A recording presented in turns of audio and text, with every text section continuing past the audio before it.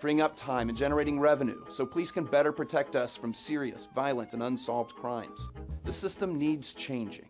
Yes, on 91, it's about time.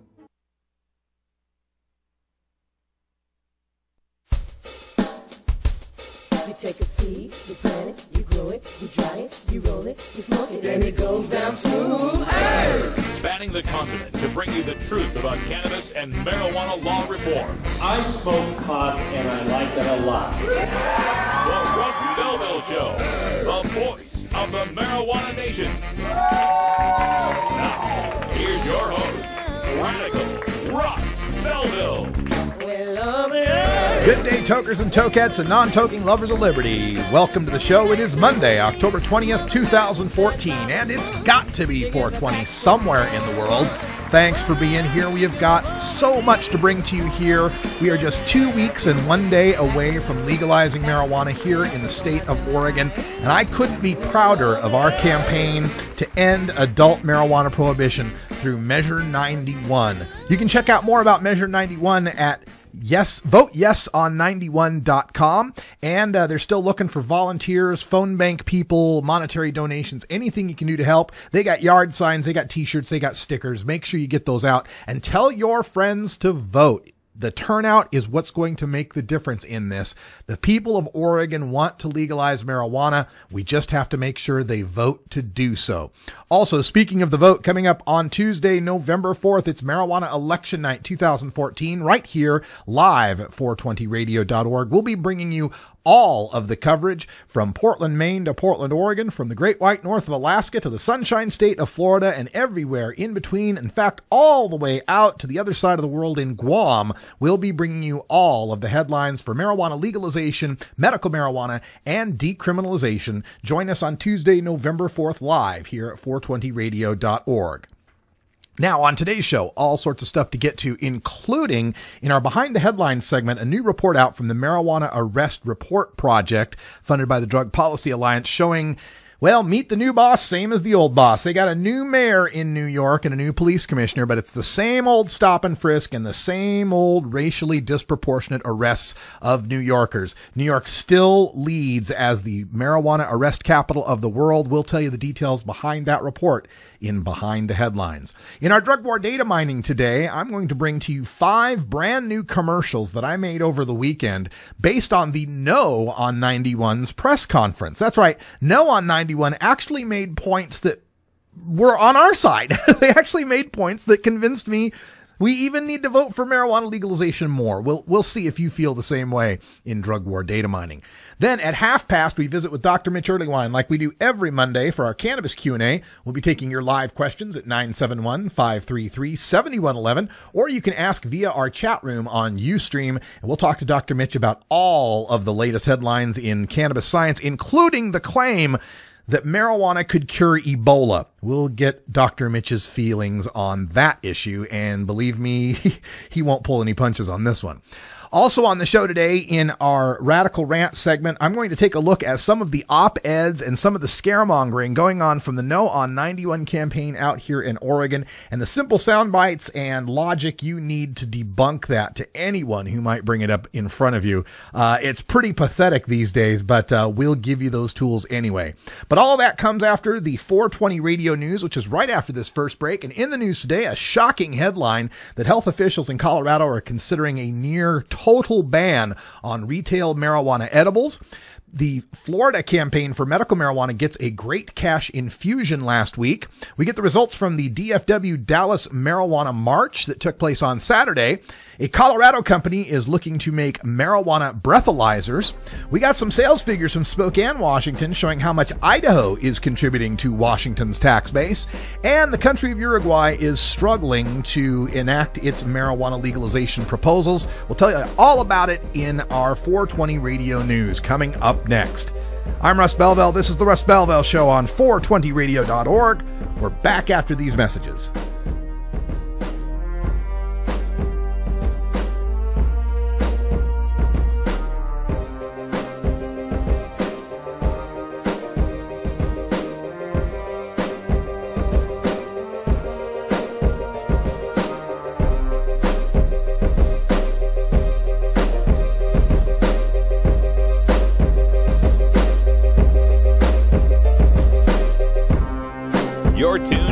Russ Belville Show, the voice of the marijuana nation.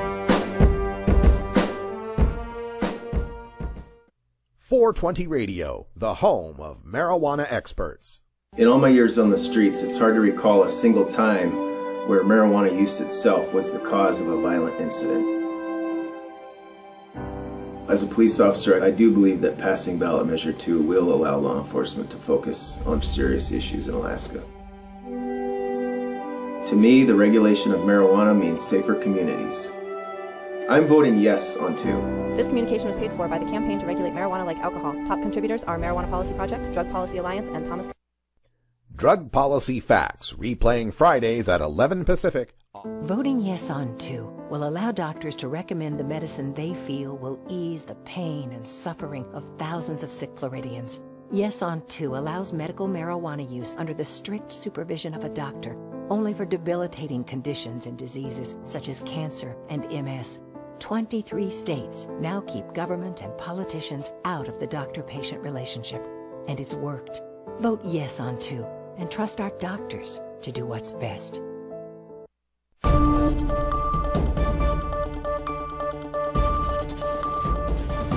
It's time for the 420 Radio News, covering the latest headlines in consumer cannabis, medical marijuana, and industrial hemp. Transcripts of 420 Radio News are available daily on our website at 420radio.org.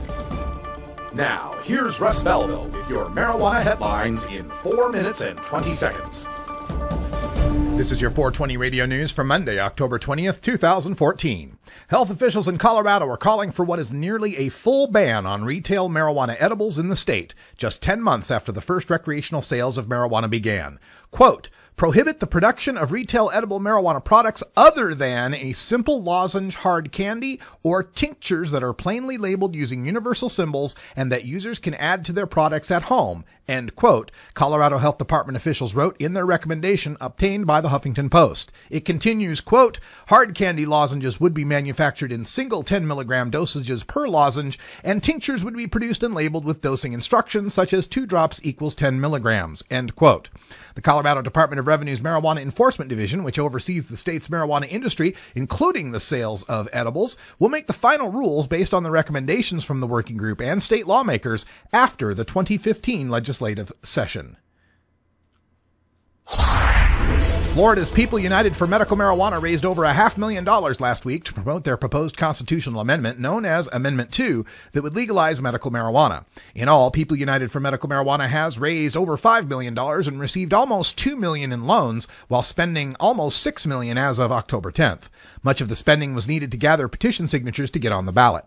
The ballot initiative has run into well-funded opposition from a political committee known as the Drug-Free Florida Committee, which had raised about $4.74 million as of October 10th, almost all of it completely from Las Vegas casino tycoon Sheldon Adelson.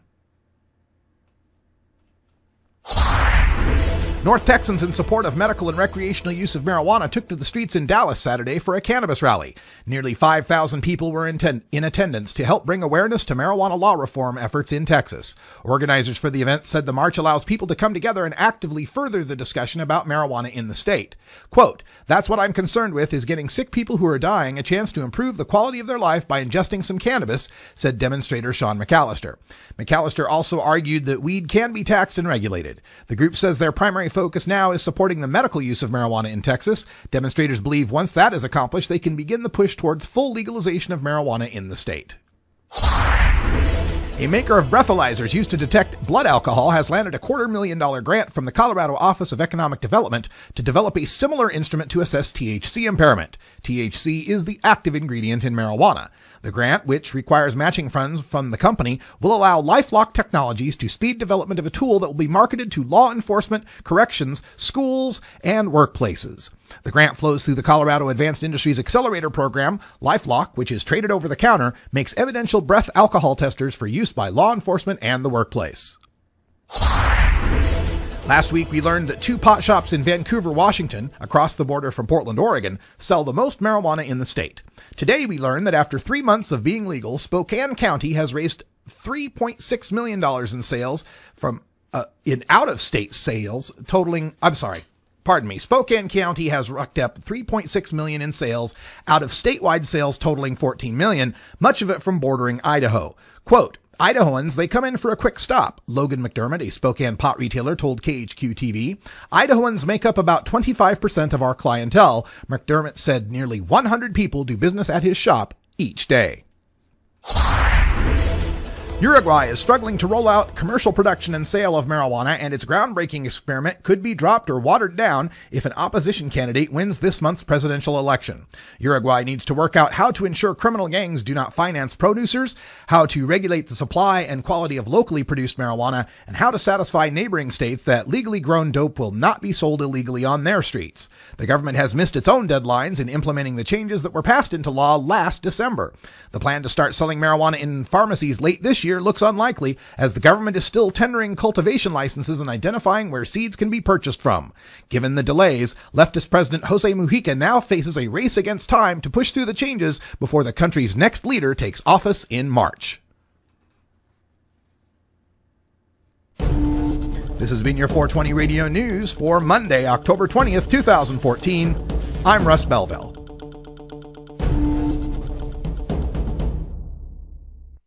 .420 Radio, fighting prohibition since 2012. If a doctor has the right to prescribe OxyContin or any type of prescription like that, they should have the right to recommend medical cannabis for that same patient. In the 1980s, my mother asked me to help a friend of hers who was terribly nauseous and vomiting every single day from her treatment, and my mother begged me, since I was a young adult, could I find marijuana for this woman? And it's a crime that even all these many years later, we still have to illegally get this treatment that really makes a difference for people. The real concept is Amendment 2 would allow for medical decisions to be made by doctors instead of politicians. We're asking you to please vote yes on Amendment 2 November 4th, because there are patients that need medication in this state, and they deserve it. I am. I am. And I am. We're United for Care.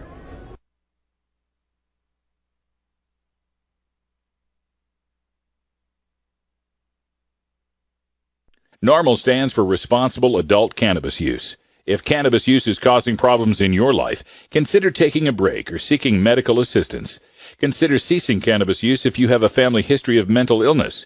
Don't drive or operate heavy machinery while impaired by cannabis use. Cannabis use is not without risks, even though the risks may be far less. I'm Pete Tupmark.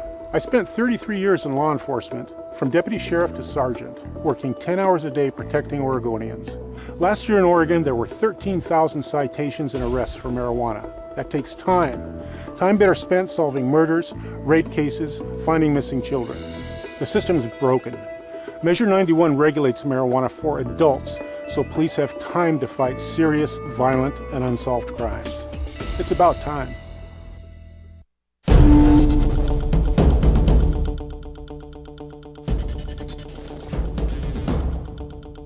Welcome back, everyone. 13 after the hour. My God, I'm having a hell of a Monday today. It's 13 after the hour, and time for us to go behind the headlines, where race, class, and marijuana arrests. We continue to see the disparity, the racism, and the volume of marijuana arrests in New York City, despite a new mayor. The new report comes out from the Marijuana Arrest Research Project, and this shows us that the New York Police Department, under Mayor de Blasio, made slightly more total marijuana possession arrests in March through August of 2014 than in the same 6 months in 2013 under Mayor Bloomberg. We move from Bloomberg to de Blasio, but the arrests stay the same. In the first 8 months of 2014, 86% of the people arrested for marijuana possession were blacks and Latinos. 10% were whites, and 4% were all others. The New York Police Department continues to arrest blacks at 7 times the rate of whites, and Latinos at nearly 4 times the rate of whites. But young whites use marijuana at higher rates than young blacks and Latinos. Looking at these arrests, May through August, in all but one of those months, there were more arrests under Mayor de Blasio than under Mayor Bloomberg. In May of 2013, Mayor Bloomberg had 2,700 arrests. De Blasio had 2,600, but in every other month, there were more arrests month by month under Mayor de Blasio. And in previous, as is the case here in New York City, most of the cases of low-level marijuana arrests happen commonly when marijuana is found in someone's pocket after a frisk or a search, or in their backpacks when they're ordered by the police to empty their pockets or backpacks. And folks, if you don't know it, New York State is a decriminalized state. That's right, it's decriminalized. You can't get arrested for being in possession of an ounce or less of marijuana. So how are these people getting arrested? Simple. When the stop and frisk happens, or when the cop smells marijuana, he orders the kid to either empty his pockets or take the stuff out of the backpack. Most kids don't know they have a Fourth Amendment, and they just go ahead and comply with it, hoping that that'll be less trouble for them. And what they don't know is the minute that marijuana is seen in public view, it's now an arrestable misdemeanor. If they'd had just left it in their pocket, just left it in their backpack, and then the cop had to search and get it, it would have just been a ticket. But when they take it out voluntarily and show it in public, that's an arrestable misdemeanor. And this reprehensible stop and frisk practice has been brought to the attention of the NYPD and the prior mayor to show how it's being misused by the NYPD to target young Black and Latino men. And they promised they'd do something about it. The last commissioner, Commissioner Kelly, said we need to stop all this stop and frisk and to leave these people alone, and yet it's still happening. Most of the people that are arrested for marijuana possession were under the age of 26. 56% of them under the age of 26. 29% of them were just teenagers. And 74%, almost 3 out of 4 of the people who are getting arrested for marijuana possession in New York City in 2014 have never been convicted of even a single misdemeanor. That's right. 3 out of the 4 people who are getting criminal records for marijuana in New York City, thanks to these stop and frisk practices, have no prior record whatsoever. They were going to go through their entire lives not being a criminal, not having a criminal record, but for getting caught with marijuana by the NYPD through a stop and frisk. That's almost 2,700 people per month in New York City over the past 6 months, actually March through August, that now have criminal records thanks to this stop and frisk practice. And people, we need to make sure everyone understands that this is a permanent, non-expungible criminal arrest record. And thanks to the internet, the next time one of these kids wants to go get a job, the employer can find it. Wants to rent a house, the landlord can find that. Wants to get a loan at a bank, credit agencies, they'll all look that up and they'll have that information. They want to get an occupational license of some sort, the Occupational Licensing Board will have that information. They want to go to school, the school will have that information. This is despicable and it needs to stop. And a very high-ranking New York politician said this about this, quote, "Low-level marijuana possession arrests have disastrous consequences for individuals and their families. These arrests limit one's ability to qualify for student financial aid and undermine one's ability to find stable housing and good jobs. What's more, recent studies demonstrate clear racial bias in arrests for low-level possession. This policy is unjust and wrong." Now, who was the high-level New York official who said that? Mayor Bill de Blasio, as he was running for mayor in 2013, used the issue of the disproportionate racism and practices of stop and frisk to win election, and now hasn't done a damn thing about it. And make no mistake, this is all about being white and rich. If you want to smoke marijuana in New York City, it's damn near legal. Take a look at the arrest rate at the Upper East Side. The Upper East Side of Manhattan, facing the Central Park, the $1 million penthouses in Upper East Side. What's the rate of marijuana arrests there? 10 per 100,000. Now, take a look at East Harlem North. East Harlem North, a predominantly poor Black Latino area. What's the rate of arrest? 1,128 per 100,000. You are 100 and 112 times, 113 times more likely to be arrested for marijuana in East Harlem than the Upper East Side. Oh, I could have smoked that pot. Not in East Harlem, you couldn't, Homer. I don't know what the laws are like in Springfield, but the New York Police Department continues to make New York City the marijuana arrest capital of the world. For shame in a decriminalized state. We'll be back with some new Yes on Measure 91 commercials from the No on 91 campaign. Stick around. 420 Radio, your ticket to the Boston Freedom Rally. At Herbie's Cannabis Seeds, we pride ourselves on bringing you the best quality seeds from the world's most respected cannabis seed producers, all at the lowest online prices. You can find Herbie's seeds at herbiesheadshop.com. All cannabis seeds are sold as souvenirs and as a means of preserving cannabis genetics. Herbie's Seeds in no way intends to condone, promote, or incite the use of illegal or controlled substances. We strongly urge all prospective customers to check their national laws prior to placing an order. Herbie's Seeds at herbiesheadshop.com. Proud sponsors of the Russ Belville Show and 420 Radio. Got a comment, question, complaint, or request for 420radio.org? Visit our contact page at 420radio.org/contact today. The Marijuana Business Association, or MJBA, are proud sponsors of the Russ Belville Show.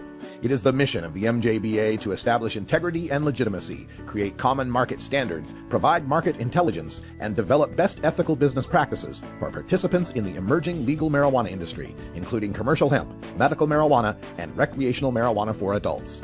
Learn more about the Marijuana Business Association and visit mjba.net to join today. That's mjba.net.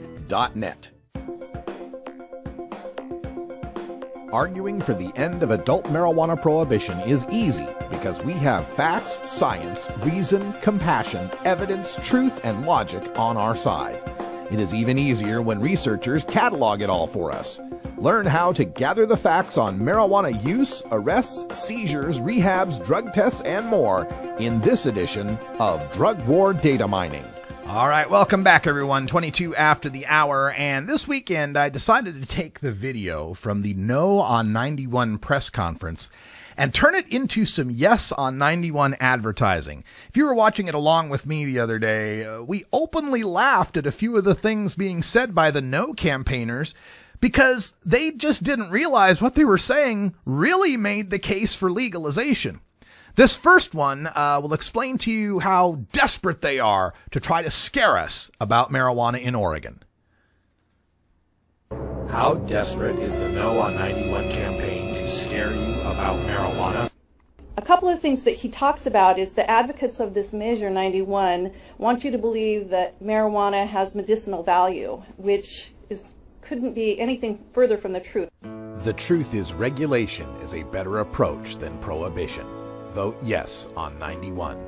This advertisement produced by the Russ Belville Show and is not sponsored or endorsed by the Yes on Measure 91 campaign. I got to say, folks, you got to be really, really desperate to try to float the "there is no such thing as medical marijuana" balloon in Oregon, where we've had medical marijuana since 1998. We've got 69,000 patients, and twice our legislature has voted to expand medical marijuana. Now let's get to one of these where Connie Ramakers makes the point as to why we've got to legalize marijuana to save the children. I couldn't believe she actually said this at the press conference. Amazing. A mom and grandma from No on Measure 91 explains why to vote yes on Measure 91. I see what's happening with marijuana. The kids are telling me. They say within 5 minutes they can get marijuana. It's much easier than tobacco or alcohol to get into their hands. Because drug dealers don't check ID. Vote yes on Measure 91. This advertisement produced by the Russ Belville Show and is not sponsored or endorsed by the Yes on Measure 91 campaign. Yeah, it's something when the No campaign is using our talking points, that it's easier for kids to score marijuana than alcohol and tobacco.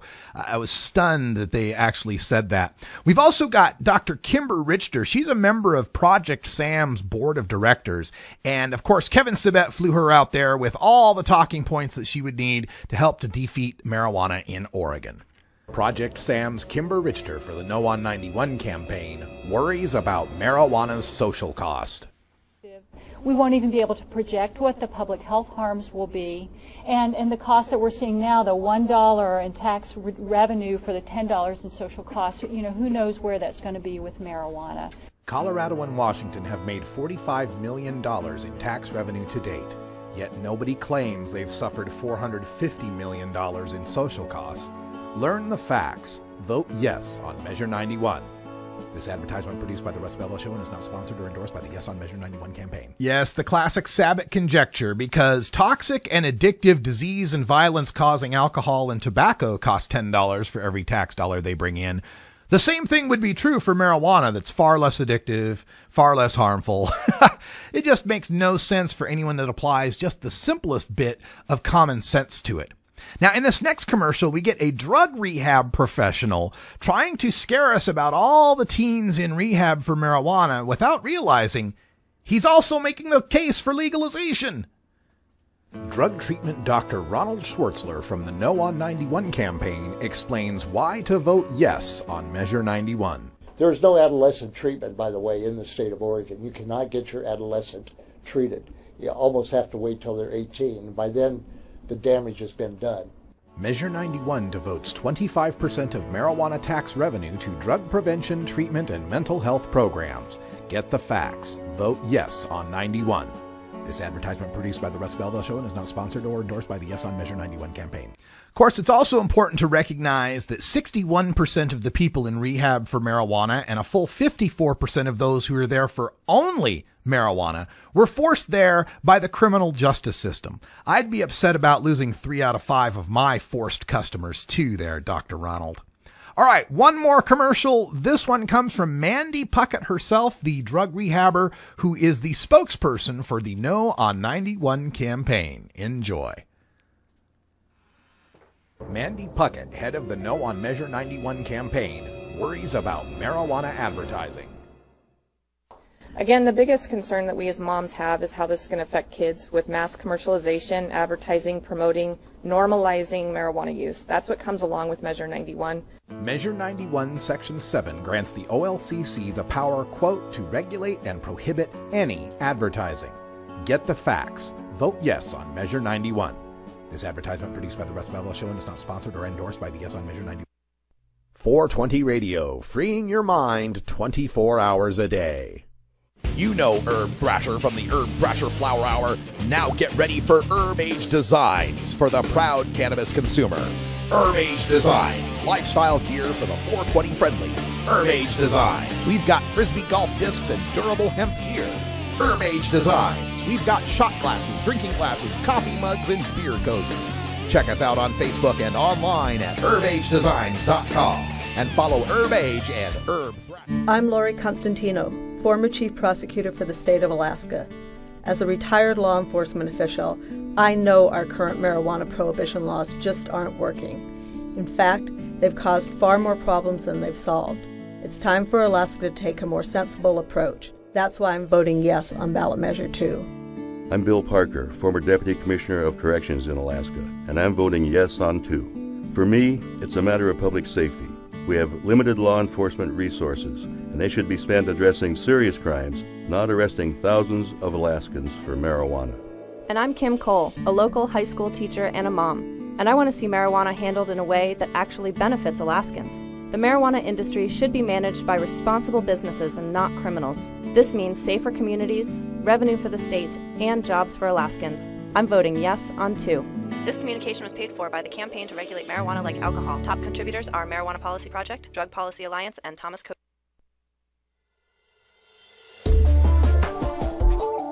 It's time for the Russ Belville Show's Cannabis Q&A with Dr. Mitch Earlywine. Dr. Earlywine is a professor of psychology at the State University of New York at Albany and a leading author and researcher on cannabinoids and health, who pins the Ask Dr. Mitch column for High Times magazine. Get your questions ready in our live chat or call in to 971-533-7111 now. Welcome back, dear listeners. It's 1:30 on a Monday, and that means it's time for our Cannabis Q&A with Dr. Mitch Earlywine. How you doing, Dr. Mitch? Wild day, wild day. Yeah. Okay. Been a pretty good weekend out here on the West Coast, and we're glad to have you here on the show. Want to remind everyone in the chat room that you can get your questions ready now for Dr. Mitch, or if you want to call in live, the phone number's on the screen, 971-533-7111. But we always start off this segment by giving Dr. Mitch the first word in cannabis science, and I know what's on his mind. Dr. Mitch, you got to tell us how pot's going to cure Ebola, right? Alas, I wish people would stop saying that. I actually am going to probably get something on the Normal blog about that this week, because, no, as good as CBD may be for your immune system, it is not going to kill Ebola. Woo. I bet you've been getting a lot of questions about that, though, lately. Sad but true. Between Facebook and the 420research@gmail.com, I've had quite a few, and it's, I admire everybody's optimism, but let's not hit the Harlequin and then suddenly go out there thinking we're immune. Okay. So what do you have for us for the latest in marijuana science and studies? Two things out today that kind of blew my mind. First of all, I have to confess that I've often said you can't get a positive urine screen from just sitting around other people who are smoking. George Bigelow's lab basically had people sit in a really small room while 6 other people smoked some 11% THC cannabis. And if you use the low cutoff, that 20 nanograms per milliliter cutoff on the urine screens, they did test positive even though they didn't actually smoke pot. It really does look like they must have been in an awfully small room, and certainly would have gotten a buzz on this, though, so I want to emphasize that was a predicament. And the other complete mind blower is Nadia Solowich from Australia, who never used to ever say anything good about cannabis ever, just published a paper showing that basically cannabidiol can be vaporized from a special 600 milligram source that's actually not cannabis, which the thought of her even administering any kind of cannabinoid in the lab just completely floors me. So are some of these anti-pot folks from the past, these researchers, recognizing the handwriting on the wall and figuring they got to get in front of this thing? I feel like she must have gotten funding. I mean, in Australia, it's not these giant grants that a few people get. They were pretty generous with small grants to lots and lots of researchers.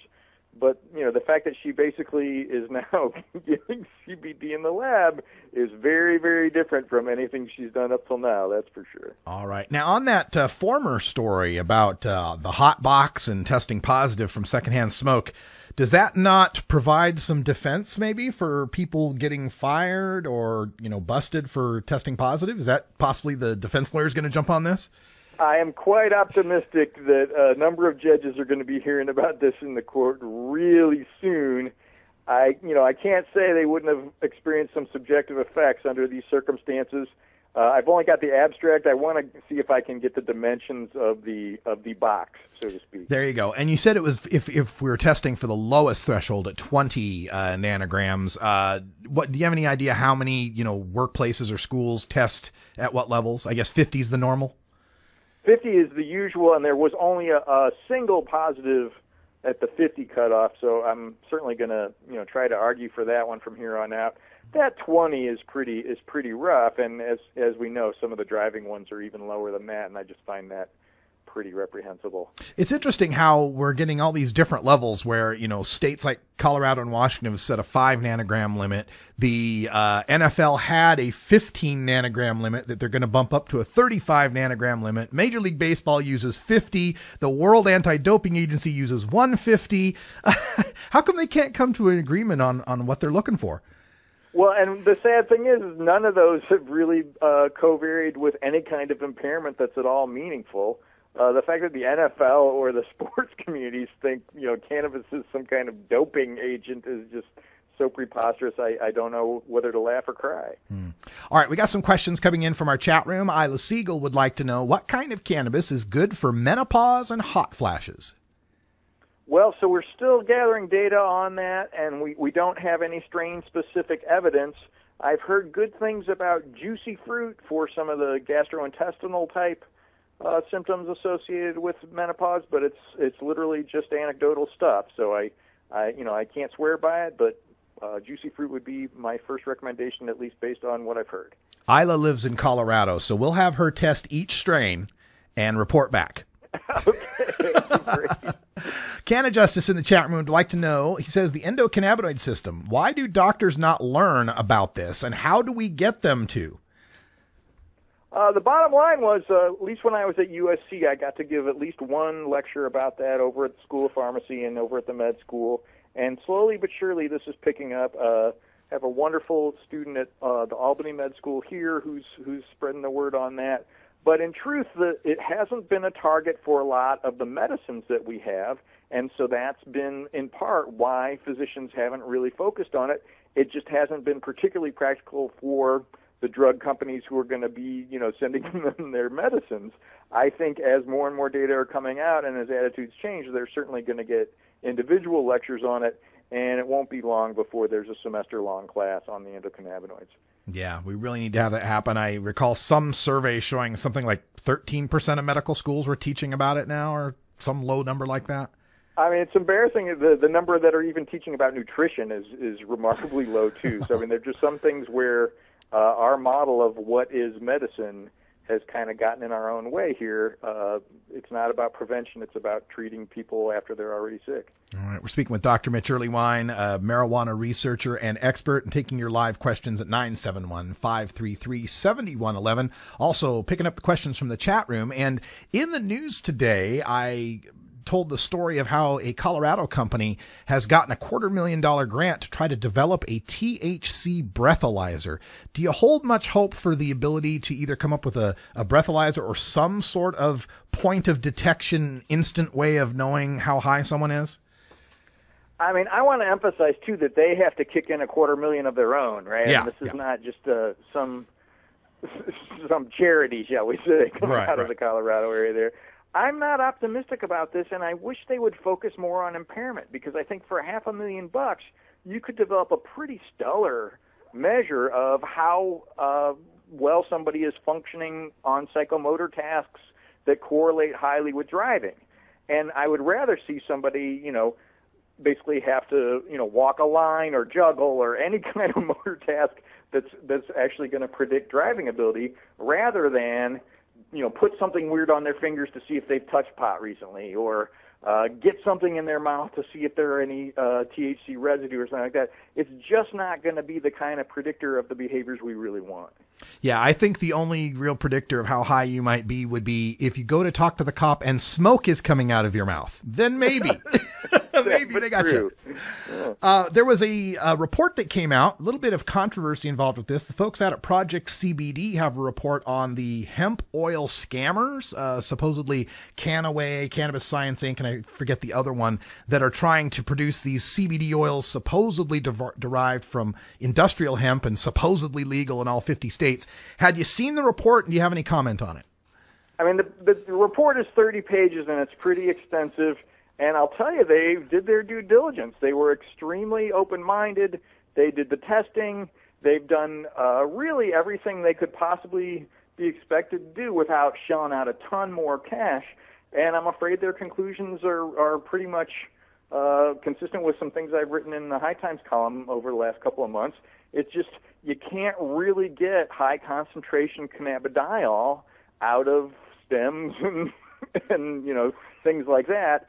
And then this tacit assumption that it's all legal. CBD is still a Schedule I drug in the eyes of the federal government. So this, hey, we can mail it to you and nothing to worry about, and, try our gum, it'll make you live forever. Those claims just really are inconsistent with federal law and with the data that we've seen gathered by Project CBD. Another story out today talks about the Colorado Health Department making recommendations that nearly all medicated edibles should be banned in Colorado, leaving only hard candies and lozenges, because, adults don't like candy and cookies and gummy bears and stuff. Any thoughts on that? I mean, it's really all a question of dosage. There are tons and tons of edibles in Colorado that are only 10 milligrams in a dose. They're extremely well marked.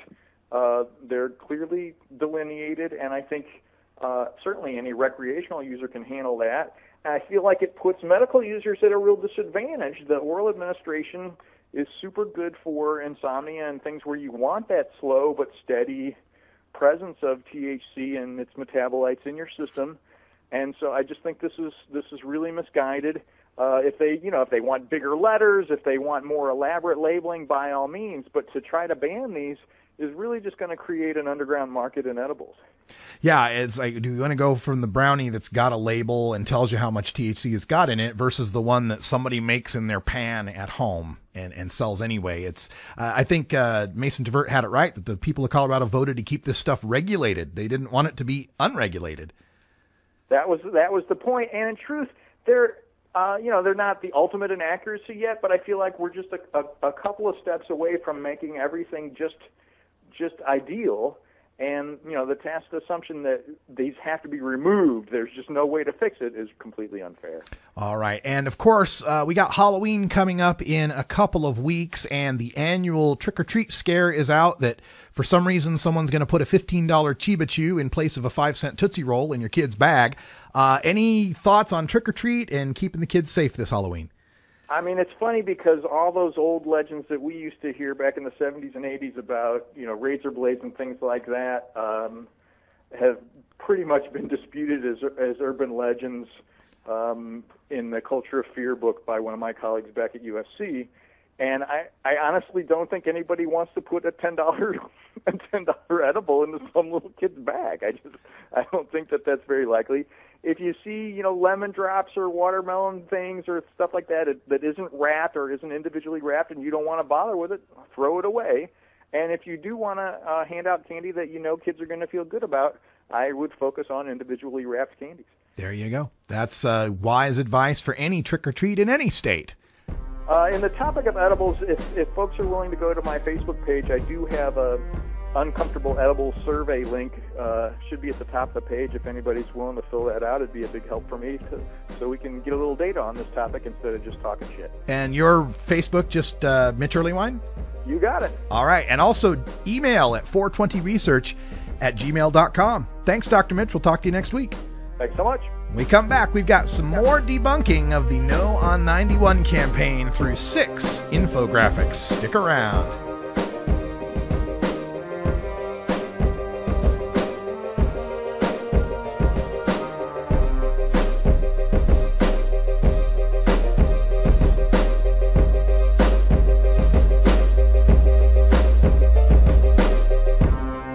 You're tuned into the Russ Belville Show, the voice of the marijuana nation. 420 Radio, your ticket to Seattle Hemp Fest. My name is Ryan Basil, and I work for a textile manufacturing company, and before that I used to be a farmer. I am a supporter of Measure 91, the legalization of marijuana here in Oregon, but not only for that, for the legalization of industrial hemp. Hemp is related to marijuana, but hemp is not a drug, and we still can't grow it here in Oregon. Measure 91 will fix that. Oregon is a great state to grow hemp. We have the right soil, the right climate, and it's a great cash crop for Oregon farmers. Anywhere you can grow corn, you can grow hemp, except no herbicides and minimal amount of pesticides are needed for this crop. The hemp clothing you see at the store and the hemp seed you see at the grocery store all comes from overseas and our neighbors from the north. That's money we could be keeping here in Oregon. Farming is a difficult business, and with a cash crop like hemp, it can make all the difference.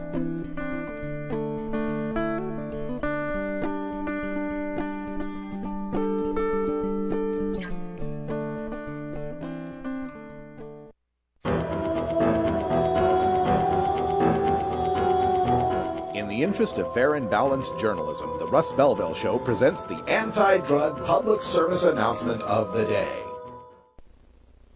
Well, there's this girl on my block. Every time I see her, she asks me to get high. And every time I tell her that I'm not into that. She says all the kids are doing it. If that's true, then why doesn't she find someone else to do it with?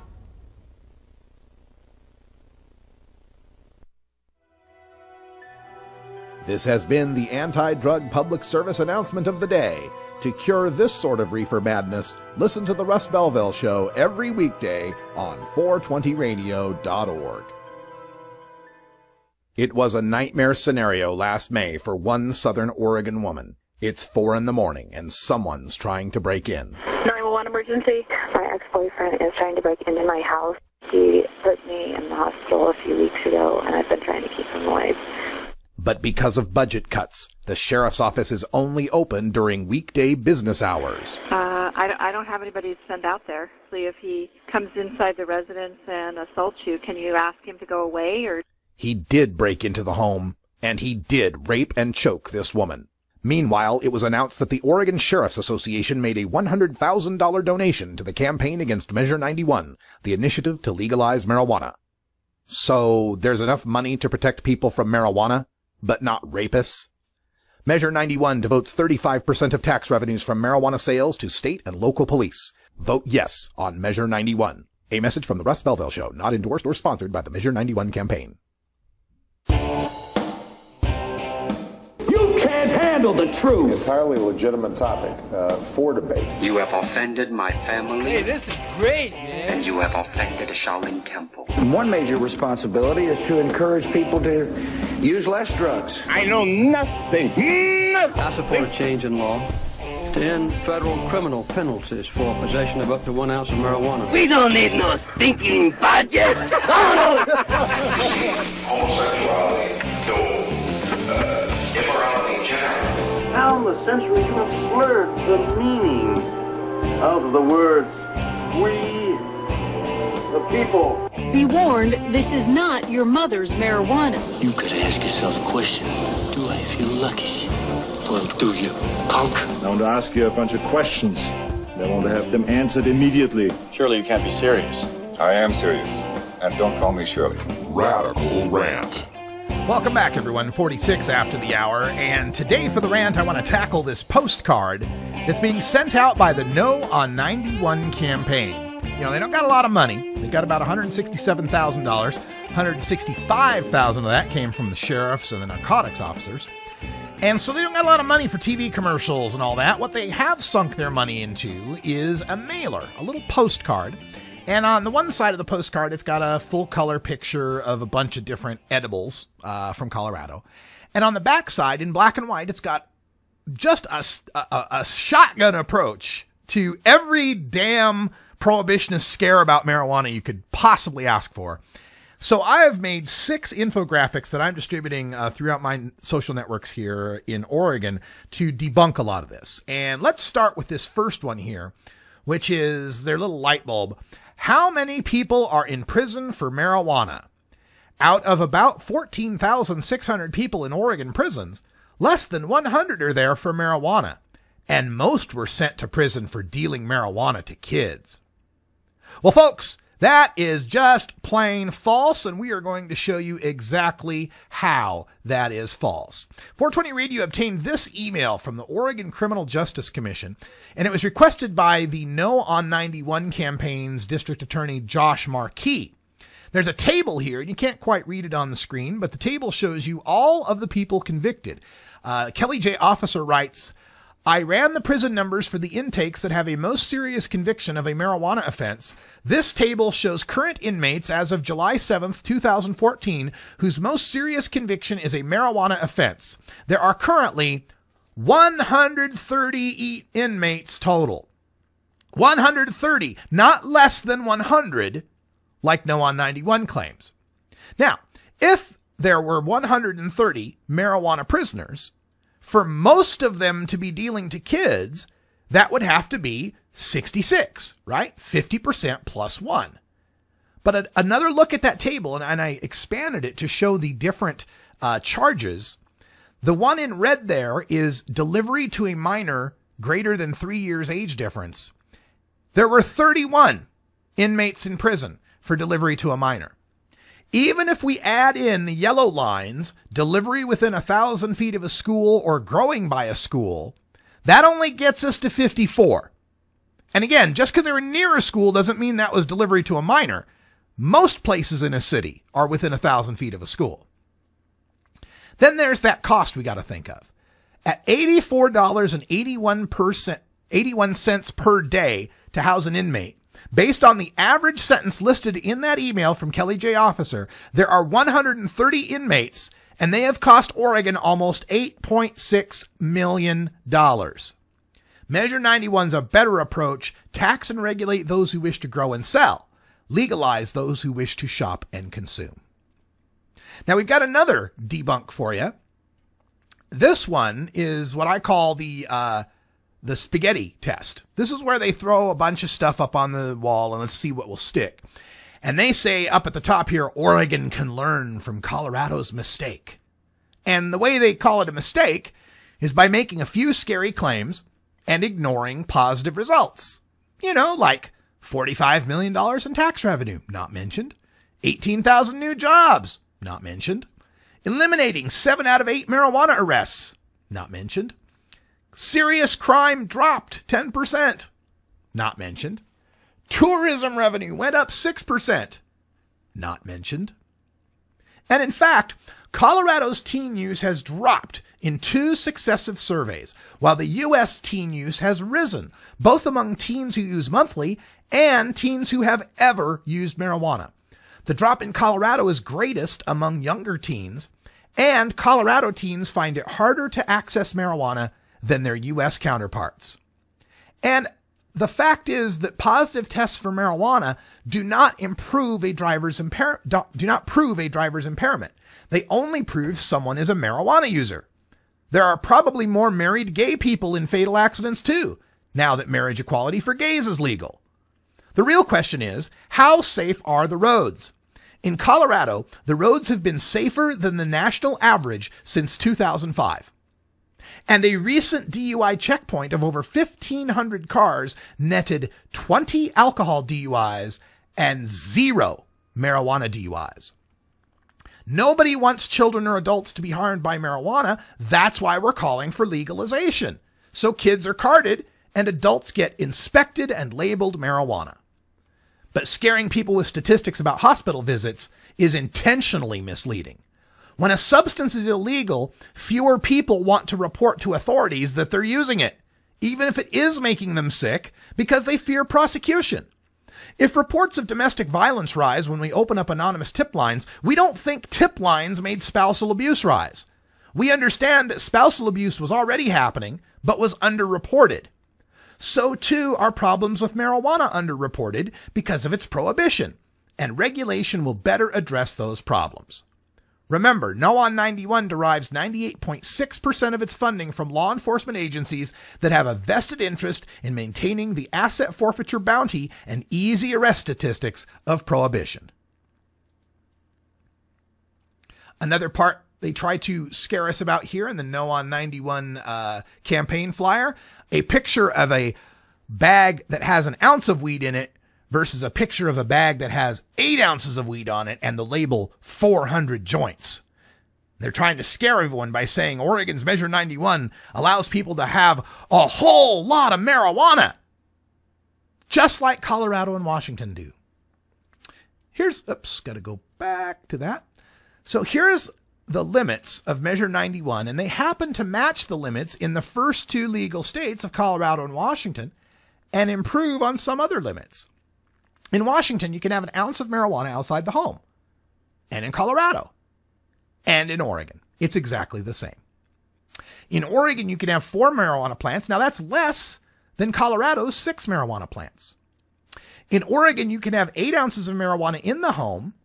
That's less than the unlimited amount of marijuana you can have in the home in Colorado. In Colorado, they allow you to keep the results of your harvests in the place where you grew the marijuana. That could be 20 pounds. Officer, this is the results of my harvests. Measure 91 is going to allow 16 ounces of marijuana-infused edibles, just like Washington State, and less than Colorado. The law in Colorado allows you to have 1 ounce of THC in any form. So those brownies, you could have 3 pounds of brownies as long as they just had an ounce of THC in them. Same thing goes for the marijuana-infused liquids. Same limit as Washington State, 72 ounces, and less than the limit in Colorado, which again is 1 ounce in an infused liquid. That could be 80 gallons, as long as you just put 1 ounce of THC in it. And as far as concentrates go, we're going to be allowed an ounce of concentrates in Oregon, just like Colorado, because again, Colorado, you can have an ounce of THC in something, but that could actually be more than an ounce of concentrate, since concentrates aren't 100% THC. And furthermore, Oregon is the only state of the three that will explicitly ban the home manufacture and possession of home manufactured concentrates. No other state is going to have an explicit ban on homemade concentrates. There's nothing new about legalizing marijuana anymore, folks. Regulation has been proven to be a better approach than prohibition. Measure 91 takes the best of Colorado and Washington and improves it. Another piece of the spaghetti scaremongering, throw it against the wall and let's see what sticks, comes at the top of their postcard, where they worry that big marijuana business targets kids, youth use will increase, there's too much marijuana allowed, it's not your father's Woodstock weed, there's no DUI standard, it feeds the black market, and it loses money. Whatever they can throw out to see if it'll stick, and all of these fears are so easily debunked with just a little common sense. First of all, adults are the fastest growing market for legal marijuana, and they're particularly fond of medicated edibles. Think about it. According to the National Survey on Drug Use and Health, in 2002, there were 2 teenage marijuana users for every 1 senior over the age of 50. In 2012, there were 3 senior marijuana users for every 2 teens. Since smoking is forbidden most everywhere, adults prefer edible options. The stores in Colorado and Washington can only sell to adults, and the product is flying off the shelves. The youth use of marijuana is down over the last 2 Colorado Healthy Kids surveys, and teens in Colorado rate marijuana more difficult to access than teens do nationwide. Oregon is allowing the same or lower limits on marijuana possession than Colorado and Washington. Don't be misled. Oregon will only allow 1 ounce outside the home, just like Colorado and Washington do. And the 8 ounces allowed in the home is less than what Colorado allows.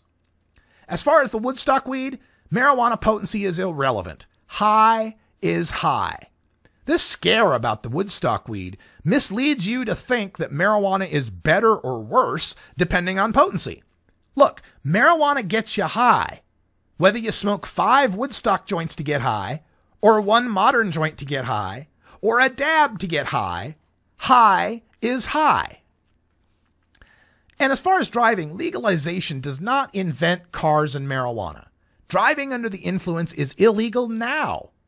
Oregon's had 69,000 medical marijuana patients and has had legal medical marijuana since 1998. If there was going to be an epidemic of stoned driving, we would have seen it by now.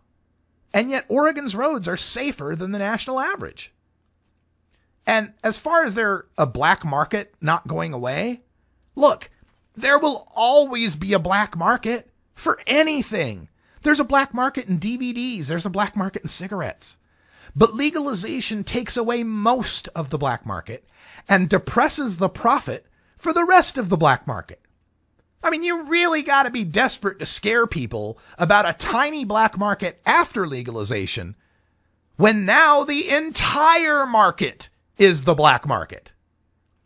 And finally, about this $1 cost for every or $10 cost for every $1 in taxes. Yeah, that's true of alcohol and tobacco because those are toxic and addictive drugs, unlike marijuana. Oregon's Legislative Review Office estimates that Measure 91 is going to generate $17 to $40 million in tax revenue. Colorado's already made $45 million. Has anybody heard a claim that Colorado's had $450 million in social costs? I don't think so. That's the first 3 of our debunkers on the Measure 91 postcard. If you want to see the other 3, stay with us for Toker Talk Radio, Hour 2, starting at 4 o'clock. We'll give you the rest of the debunkers. We've got an interview with Charlo Green. High Times talks to Charlo Green from Alaska, the reporter who said, "Fuck it, I quit." And more coming up on Toker Talk Radio, Hour 2 of the Russ Belville Show. That's all for Hour 1. Thanks for joining us. I'm Radical Russ. Until next time, take care of each other, Tokers.